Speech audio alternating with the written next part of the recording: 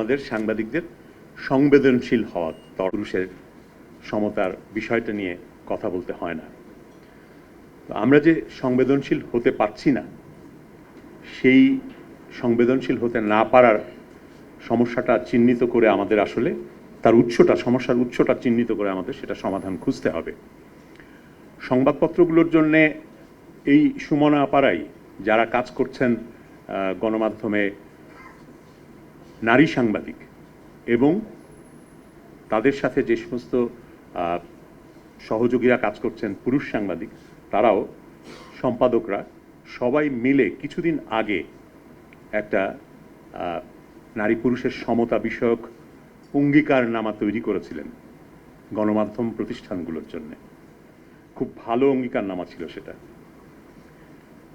21টি প্রতিষ্ঠান, আমি একটু আগে চেক করেছি, 21টি প্রতিষ্ঠান সেই প্লেজ বা শপথ গ্রহণ করেছে, স্বাক্ষর করেছে, অনুস্বাক্ষর করেছে যে তাদের প্রতিষ্ঠানে তারা নারী পুরুষের যে সমতা সেটা নিশ্চিত করবে এবং তারা নীতিমালা কাজের ক্ষেত্রে,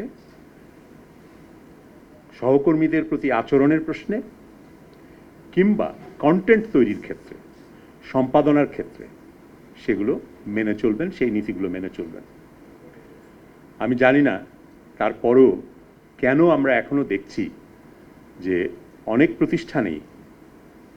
প্রতিষ্ঠানের প্রোডাক্ট যেটা হচ্ছে, কন্টেন্ট যেটা তৈরি হচ্ছে, লেখা কিংবা ভিডিও অথবা অডিও, সেগুলোর মধ্যে এখনো অনেক সমস্যা থেকে যাচ্ছে, সংবেদনশীলতার অভাব থাকছে। এমনকি বিদ্বেষ এবং ঘৃণা ছড়ানোর বিষয়ও পরিলক্ষিত হচ্ছে। এই যে ঘৃণা এবং বিদ্বেষের বিষয়টা, এটা আমাদেরকে খুব সচেতনভাবে মোকাবেলা করতে হবে, এটাকে না বলতে হবে, দৃঢ়তার সাথে না বলতে হবে। এখন আমরা দেখছি যে কন্টেন্ট, এই কথাটা চালু হওয়ার পর কন্টেন্ট ভাইরাল হওয়ার প্রশ্নটাও অটোমেটিক্যালি এসছে, খুব সাথে সাথেই এসছে। একটা প্রতিযোগিতা শুরু হয়েছে যে কে কার কন্টেন্ট কত দ্রুত ভাইরাল করতে পারে বা ভাইরাল হয়, কারণ তার উপরে ইনকাম জেনারেশনও হয়, আর্থিক আয়, রাজস্ব আয় সেটা হয় গণমাধ্যমে।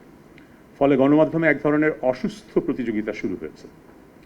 সোশ্যাল মিডিয়ায় কোথায় বসে কোন পীর কি একটা বাণী ছাড়লেন, সেই বাণী দৈনিক পত্রিকায় ছাপা হচ্ছে প্রতিযোগিতা করে, অনলাইনে ছাপা হচ্ছে, কে কার আগে ছাপতে পারেন।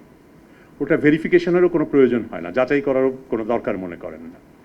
আমাদের বার্তা কক্ষগুলোর এই যে অধপতনটা হচ্ছে, এই অধপতনটা বন্ধ করতে হবে।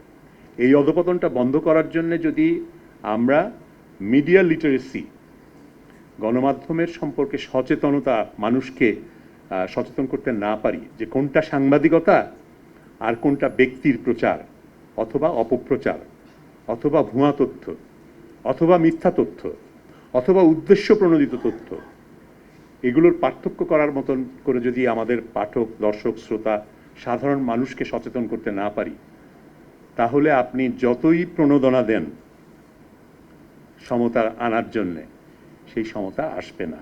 বার্তা কক্ষের যে পেশাদারিত্ব, যে নৈতিক অবস্থান, তারা যে একটা সম্পাদকীয় নীতিমালা মেনে, আচরণ মেনে সংবাদ প্রকাশ করেন, মতামত প্রকাশ করেন, সেই আচরণ এবং সেই নীতিমালার গুরুত্বটা মানুষকে বোঝাতে হবে।